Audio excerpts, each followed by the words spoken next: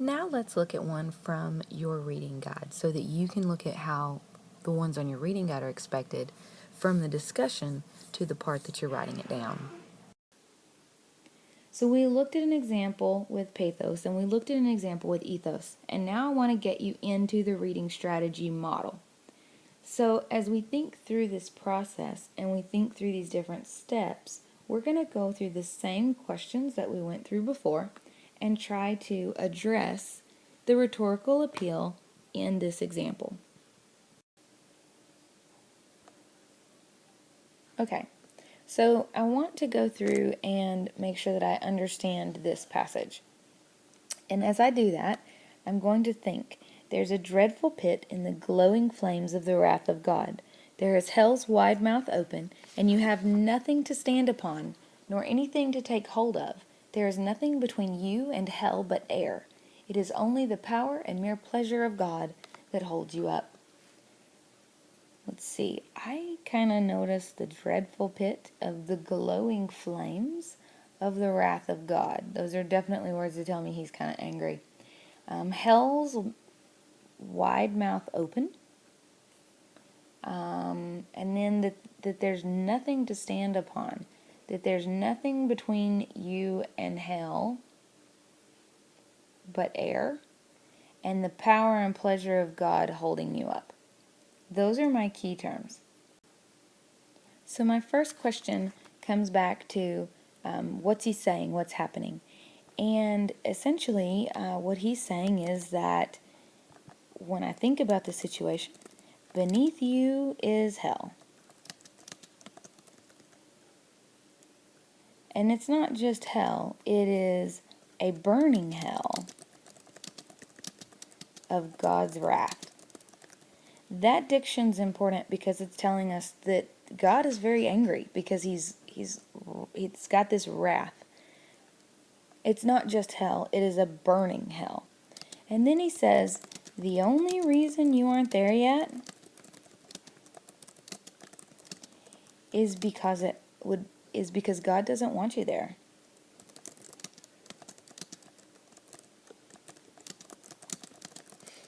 Now, I don't want to leave out any of the details. So I think it's important that he signifies that there's nothing between you and hell but the air. That there's nothing there. So as I look at this, beneath you is hell, a burning hell of God's wrath.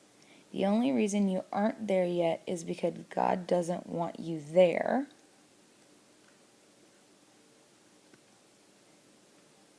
Once I do that, I want to think about those rhetorical appeals. So I want to think about, what does the text seem like it's doing? So I think about, what does the text seem like it's doing?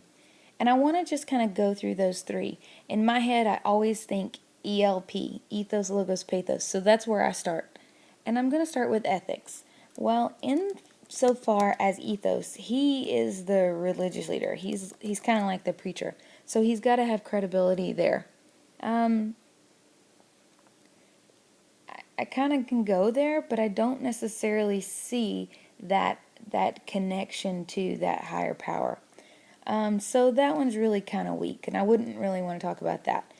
And the text that I'm using doesn't do anything to prove that you can respect or you can trust him as the speaker or that he's the authority on it. So that would be too much of a stretch. So then I want to think about logos. When I'm thinking about logos, I want to think about logic and I want to think about philosophy. And this one does kind of make sense because he gives the evidence for the claim. So he says that there's that dreadful pit of hell and you've got nothing there except for God. There's nothing between you and hell but the air. So I could argue that that's there a little bit as well. Then I could say he's rational, so that would be another extension, and trying to explain to the audience why they are not in hell. So that's a good one. Then that last one I think of, because remember in my head I think ELP, Pathos is that emotional connection. And for me, I remember pathos as path, and I think of sympathy and empathy. And to me, I'm feeling scared of hell. I am scared of the wrath that I might endure. So the next thing I want to do is think about the one that is the most effective. Now, in this part of the text, I want to focus on just the excerpt that I've been given.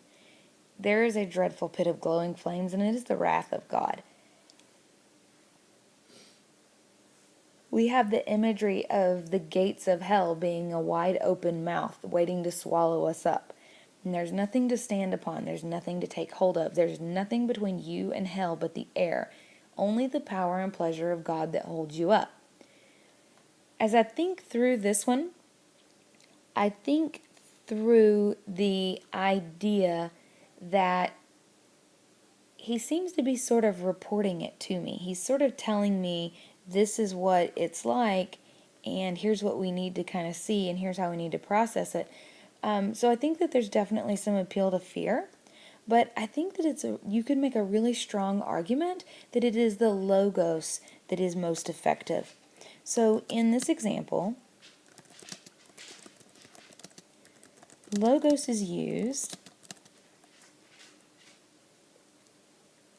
to provide rationale for why the audience is not yet in hell, even though God is full of wrath.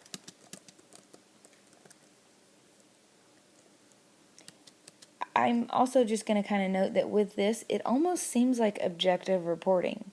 He's being very matter of fact in this statement. So for my interpretation, I would definitely go with logos. Now, I'm going to step out here. I've gone through all of my steps. I started with my process. I went through the paraphrase. I thought through what the text is doing in my rhetorical appeals, and then I analyzed and I evaluated the function of the rhetorical appeal that was most effective to my opinion. It is possible that you would have more than one rhetorical appeal. Based on your interpretation, it is possible that you might interpret it differently from another person.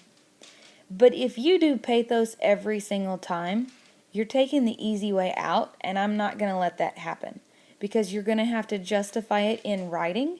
This is just the first step. So, at this point, we've looked at an example of ethos, we've looked at an example of logos, and we've looked at an example of pathos. What I'd like for you to do is go through your packet, reading through the text and the excerpts, identifying the rhetorical appeals and the function of the rhetorical appeal, so that you can internalize and so that you can begin to evaluate the effectiveness of rhetoric in a speech. If you have any questions, please feel free to send an email at any time. You may ask someone seated near you if they're at the same area in the lesson. You may ask your teacher, or don't forget we've got the back channel conversation going, and you can open that link to have that dialogue, to ask questions and to read through what other people say.